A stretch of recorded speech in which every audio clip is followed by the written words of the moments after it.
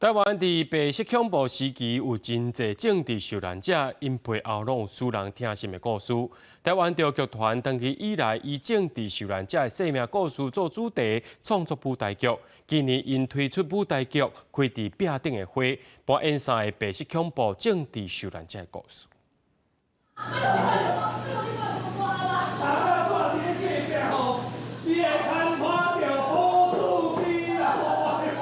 隔一道壁，一边是好野人，一边是善食人。这是剧团以政治受难者简国贤的舞台剧《壁》，甲作家杨贵的创作《特别变的玫瑰》发想，创作的舞台剧《开伫壁顶的花》。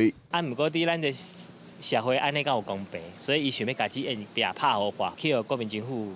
看到了，所以伊的这出戏本来要搁加演，怎啊去互禁止？虽然咱经过遮尔侪年这个壁可能还搁伫遐，咱还无法度去甲拍好破，但是足侪人伫拍壁，壁顶已经开了真侪花啊。开伫壁顶的花，以白色恐怖时期杨国武、简国贤、林秋祥三个点伫桃园的政治受难者为主题，讲因伫白色恐怖的故事。今仔日会当大家会当生活遮尔自由民主，毋是天塌落来，确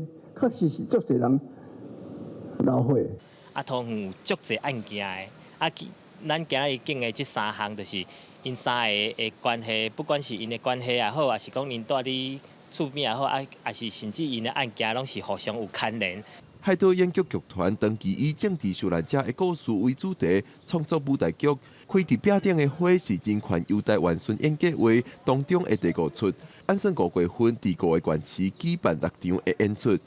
记者郭美玲、玉凯台北报道。